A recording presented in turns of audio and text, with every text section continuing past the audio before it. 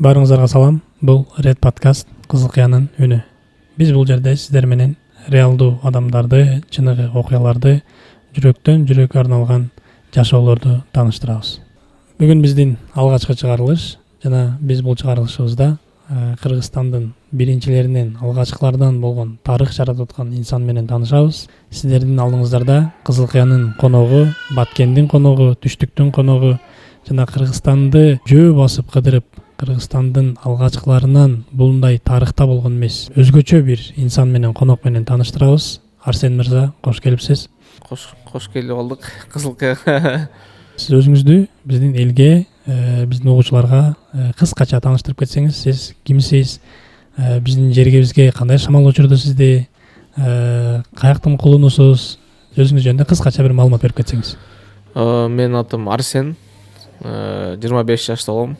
Анан негизи өзүм түрк лицейинде окугам, андан кийин түрк лицейинден кийин Европада 5 жыл окуп ошол жакта иштедим университетте. Андан кийин Кыргызстанга келип ресторанный сферада бизнес ачып, ошо бизнес менен иштедим.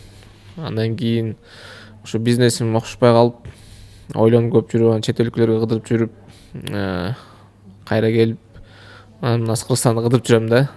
Азыр сиз биздин анча-мынча депутаттар, анча-мынча министрлер бут басып келбеген Кыргызстандын булуң бурчтарына чейин кадам басып Кыргызстанды жөө кыдырып жүрөсүз. Бул идея, бул проект сиздин оюңузга кантип келди, кантип баштап калдыңыз?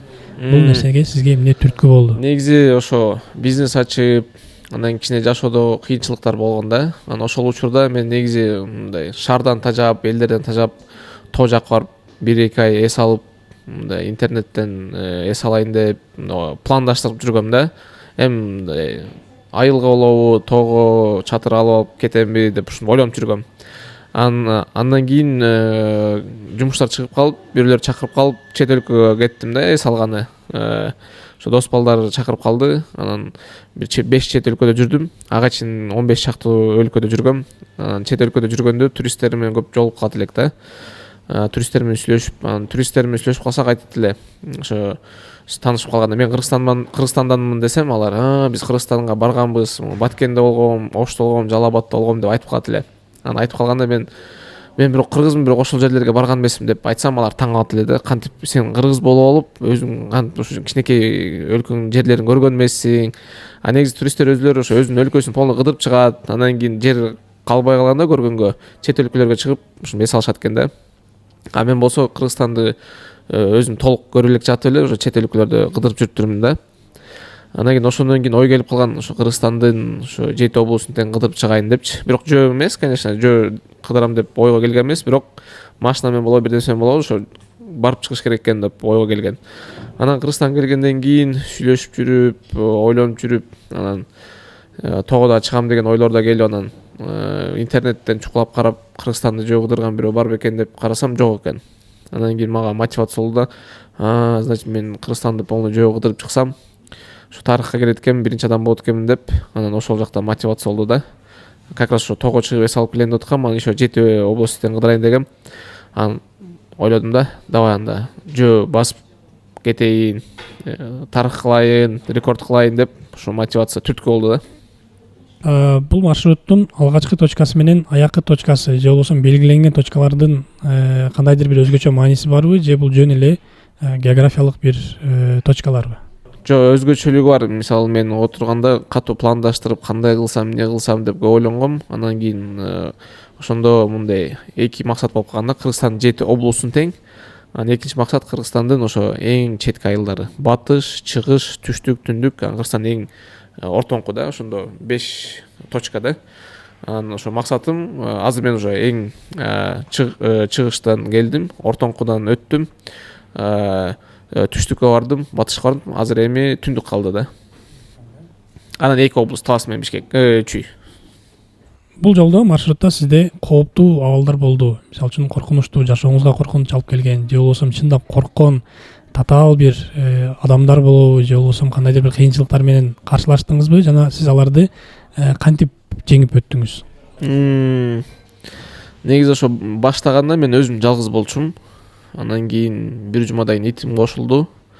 Анан кийин 37 күн өткөндөн кийин иним кошулду да. Ага чейин ошо жалгыз жүргөндө мындай кыйынчылык өтө көп болду. Ошо жаңы баштаган болчумун, өзүм көнө элек болчумун да. Бир учур болгон, ошо Ысык көлдө Кескенбел деген жер бар. Ошол жакта айылда бир адамдардын үйүнө жатып кеткем да. Ана адамдар айтып калды, ошо Кескенбелде жана Кызыл Көйнөкчөн деген окуя бар го. Ошол окуя ошо именно Кескенбелге болгон деп айтат да. Мен ага чейин андай нерселерге ойлонгон эмесмин. Жалгыз жүргөндөчү мындай негативный ойлорду көп өзүм алган эмесмин да. Анан ошо жактын тургундары айтып калып, такыр эле самовнушение болуп, ошо жийин анан Кызыл Көйнөкчөндөрдү ойлонуп, мындай өтө кыйын болду да. Анткени ошо Кескенбел деген жер биринчи айылдан башталышан экинчи айылга чейин 30 километрден ашык аралык болчу да, кыйыныраак жол болчу. Эң талаа эчтеке жок. Ошол жактан мен коркуп басып баратам, ошо Кызыл Көйнөкчөн көрүнүп эле, угулбаган нерселер угулуп, көрүнбөгөн нерселер көрүнүп, мындай кыйналып басып барып корктум да кадимкидейчи, жалгыз болчумун ошо. Эми итим бар болчу, бирок мындай башка адам жок болгондуктан мындай башкача сезимдер болот экен да. Анан басып баратып италия коркуп жүрсөм, мындай мыякта чекемде фонарик бар болчу, кечинде ошо колдоном да. Анан басып баратып туруп, мындай кичине чет жакка жолдун чет жагында мындай эметсем, жартылдап мындай бирдемселер чыгып калды да. Анан көзүмө көрүнүп кеттү деп туруп кайра карасам, ошо кулактар, мурду жактар көрүнүп баштады да. Карасам толтура эме турат.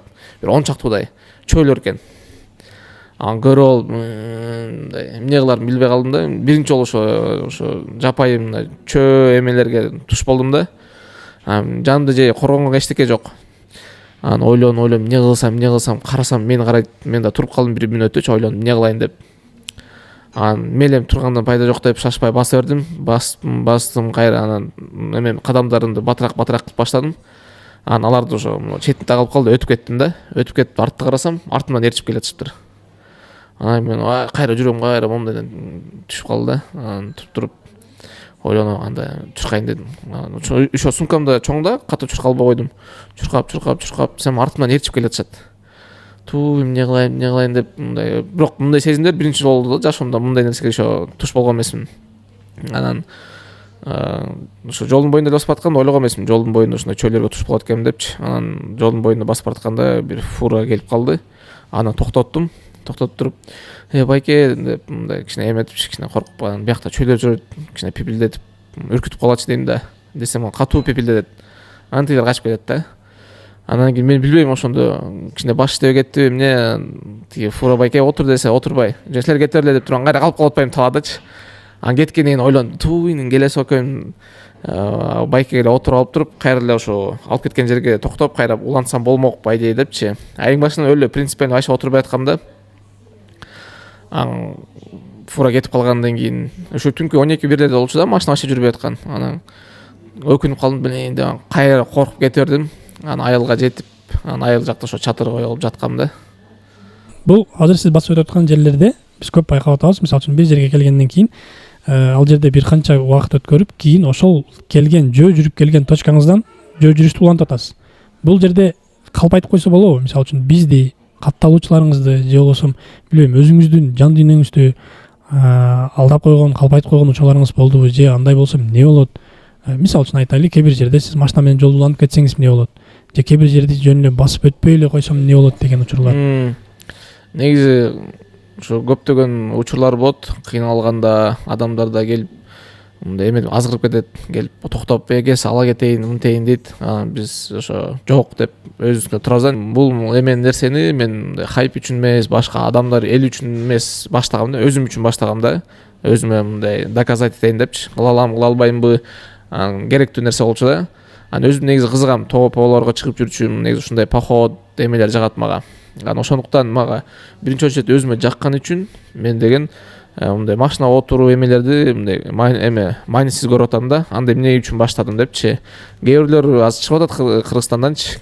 Кээ бирлер эми хайп үчүн кылат, мындай ал нерсеге кызыкпайт, бирок хайп үчүн кылып атат да. Андай адамдар по-любому азгырылып кетет деп ойлойм да. Бул биринчи очередь мага өзүмө жаккан үчүн, анан экинчи очередь уже эл үчүн, анан хайп үчүн болсо, хайп уже кийинчерээк үчүнчү очередь болуп калды да. Анан бул өзүм үчүн болгондуктан мен андай нерселерге көп азгыра бербейм да. Кичине болуп кетет моменттер. Чарчаганда эме эле отуруп кетип кой десем, анан туруп андай эмнеге баштадың, эмнеге мынча кыйналдың деп туруп анан отурбай коем да. Азыр отуруп салсам бүт кылган аракетим текке кетип калат депчи. Арсен мырза, дагы мындай бир суроо. Эгерде 21 кылымдабыз, бирок соц тармак жок болгондо, эгерде мындай социалдык тармак жок, мындай элге кабар берүү жок, же болбосо элдин сизге обратный связи жок, кыскасы соц тармак жок, эчтеке жок, коммуникация жок, сиз бул жолду уланта белеңиз, же бул нерсе сиз дагы деле түрткү боло беле же болбой беле, же сиз бул жолго барбайт белеңиз эгерде соц тармак жок болсо. Бирок ошону жооп бериш кыйын, анткени мен ошо оюм эмнеге келди эле, анткени ошо соц тармактардан тажап, шаардан тажап тоого чыгып эс алып келейин деген ою келген болчу. А мисалы соц тармак ошол моментте ошондой нерселер жок болсо, балким мен бул ошол нерсе мага түрткү болуп калды, ошол нерселерден көрүп атып тажап калып ошол түрткү болгон да. Ал нерселер жок болсо, может чыкпай деле коймокмун да, болбой калмак, билбейм да. Эсимде чоң количестводо адамды колдоо болгондо, балким кээ бир жерден токтоп калмакпыз. Анткени азыр мисалы мен эмеде дагы эме болуп атат да, түрткү болуп атат азыр. Мен элдерге көп кишилерге айтып алдым да кылам депчи. Алар көрүп атышат. Анан кийин кылбай койсом, алар деген мындай сөгөт, жаман ойлоп калышат деп, мен ал өзүнчө уже мотивация да, колдондон тышкары. А мисалы ал Инстаграм эчтеке жок болгондо, мисалы чарчап калсам, может машинага отуруп жылып кетмекмин да. Эч ким мени сөкпөйт, эч ким мени жамандабайт депчи. Ошо да түрткү болушу мүмкүн. Жакшы. Азыркы учурда сиздин бул жүрүшүңүз, бул проектиңиз кантип каржыланып атат? Өзүңүздүн жеке каржылоо менен жолду өтүп баратасызбы, же кандайдыр бир финансирование барбы башка бир тараптан? Негизи эле каржылоо кандай болуп жатат? Финансирование жеке деп деле айтсак болот. Жеке, анан өзүмдүн дагы мисалы майда чүйдө жумуштарым бар, кылам, анан ошол эле нерсе жетет да. Андан да тышкары эгизим бар, ал Америка иштейт. Ошол кереги жок десем деле мындай салып коет, эметип коет, жардам берип турат, жакшы элечи.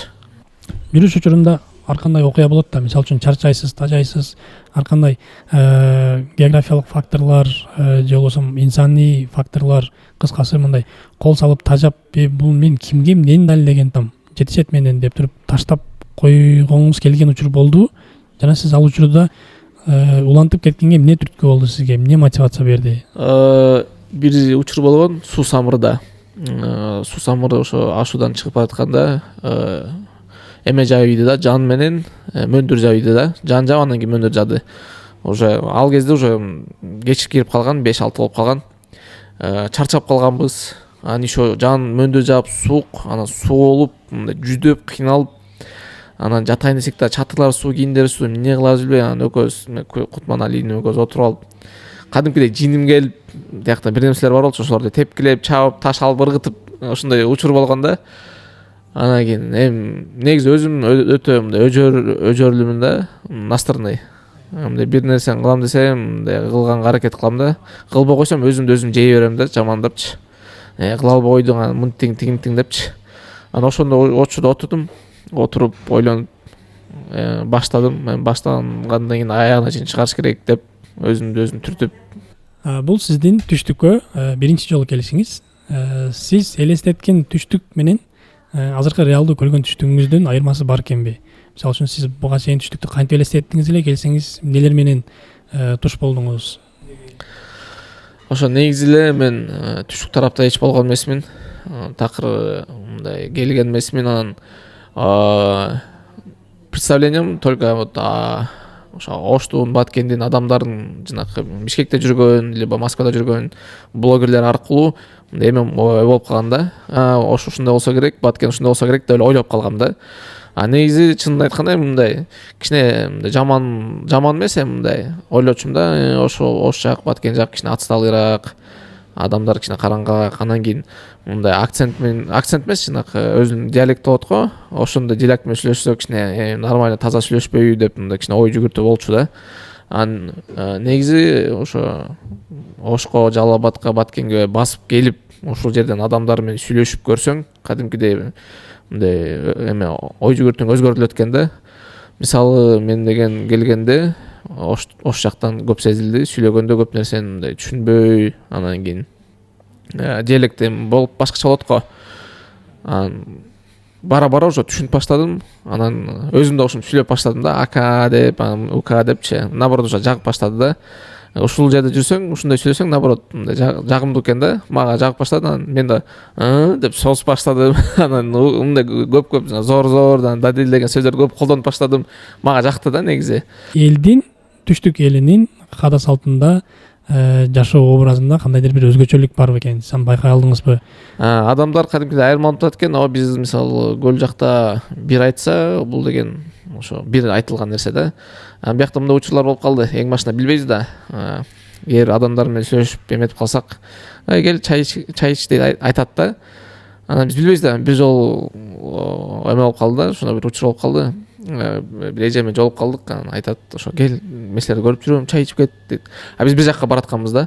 Анан билин эже ошол жака шашып отук элек десек, анда келип туруп чай ичкиле макулбу деп, мындай келгиле деп мындай эметти да. Анан биз бир жака бардык. Анан келатып эстеп кеттик да, туш эжеге сөз берип койгонбуз, чайга чакырып эле барыш керек депчи.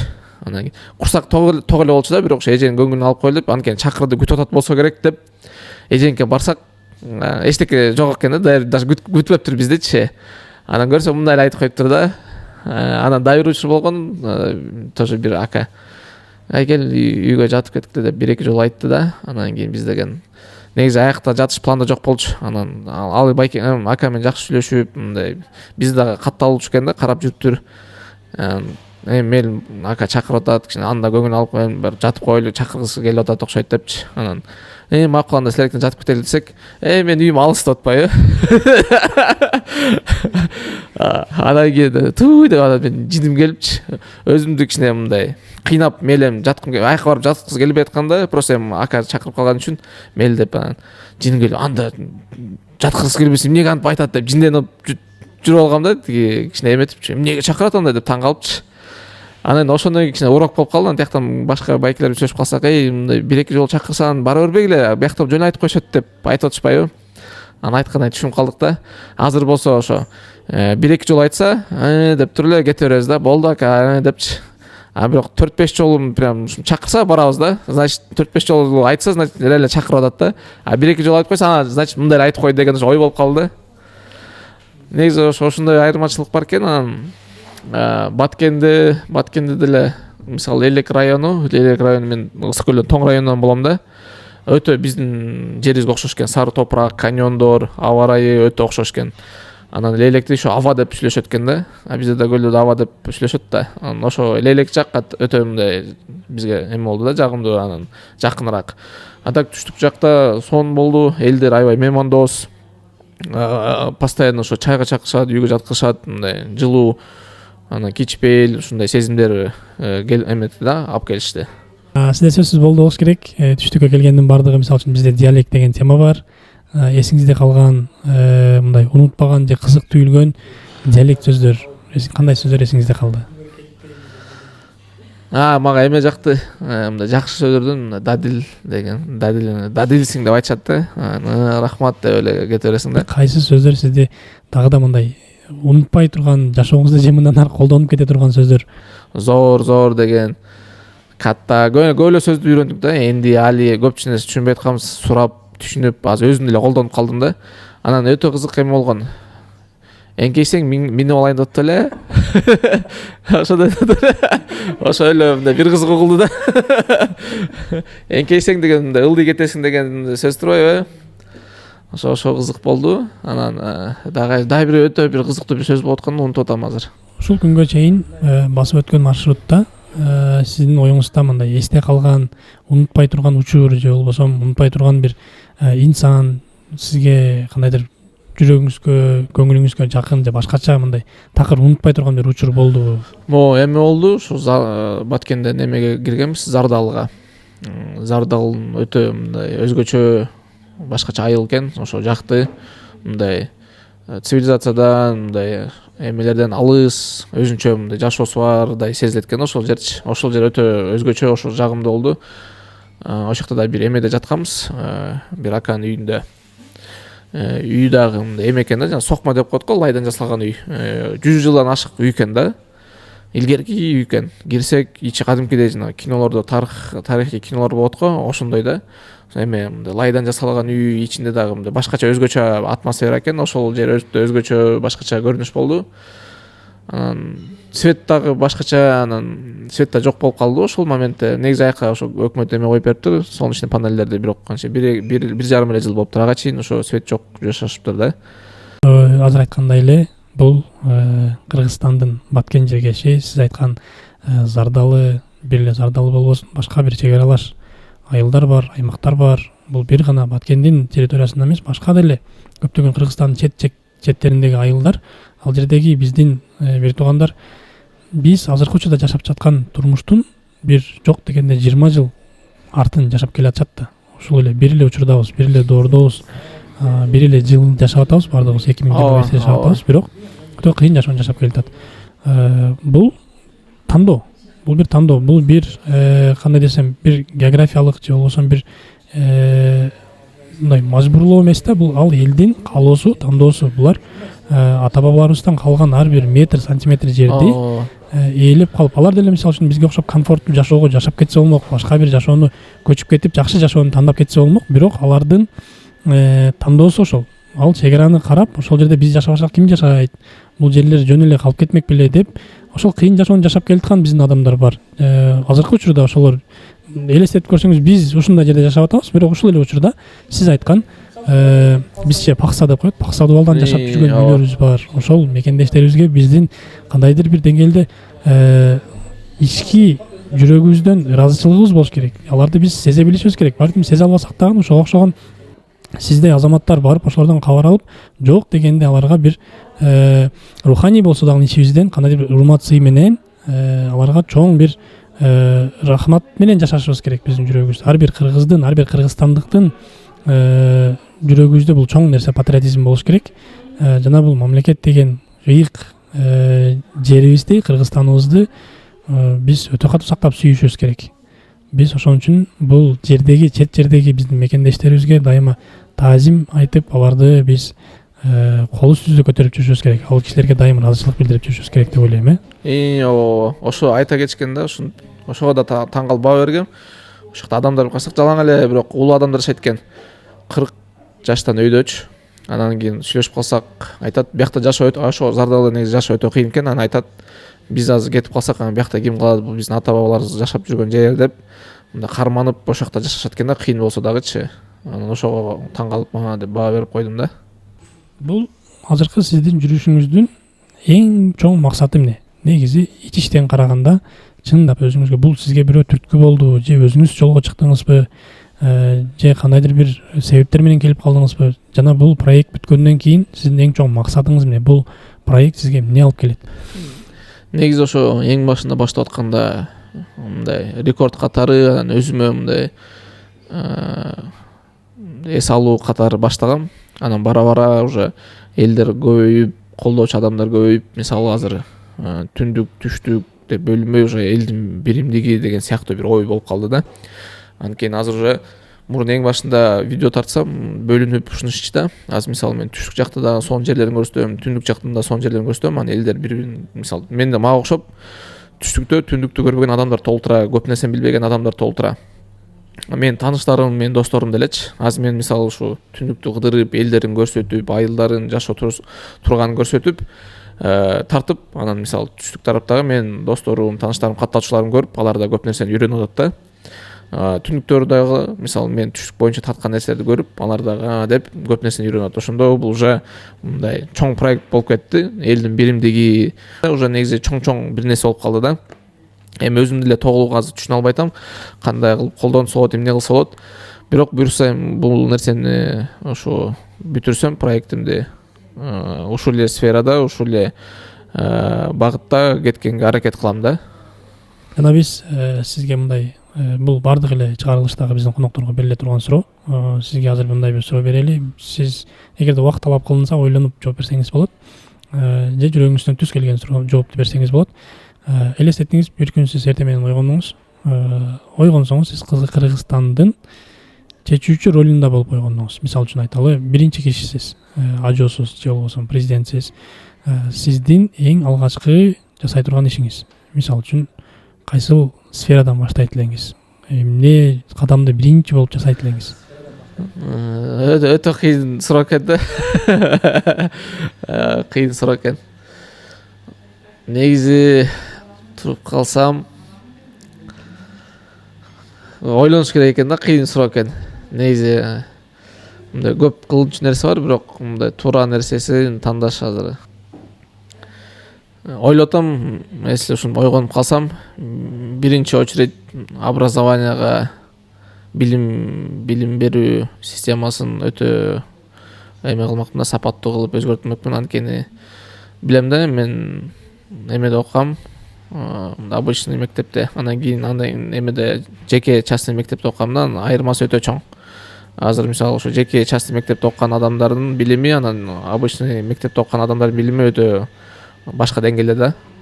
Анан ошону түздөп, ошо мамлекеттик мектептердин деңгээлин ошо жеке мектептердикиндей кылып түздөөгө аракет кылмакмын да. Абдан сонун Арсен мырза, негизи эле дагы бир жолу эскертип, биздин бүгүнкү берүүбүзгө, биздин алгачкы чыгарылышыбызга келип бергениңизге дагы бир жолу ыраазычылык айтам. Жана сиздин бул жүрүшүңүз биздин Кыргызстанга жана Кыргызстандын туризмине, Кыргызстандын маданиятына өтө чоң салым деп эсептейм. Анткени бизди түндүк түштүк болсун же болбосо жети область болсун, негизи кичинекей мамлекетпиз, бирок ошонун ичинде эле бири-бирибизди түшүнүүдө дайым дебейм, кээде түшүнбөстүктөр болот, башка болот. Ошонун сиз аралыгында бир көпүрө катары роль ойноп атасыз. Бул туура биз кыдырышыбыз керек болгон, жана сиз айткандай башка чет өлкөдөн туристтер келип кыдырып атат, бирок биз өзүбүздүн жерибизди кыдырып өтө элекпиз.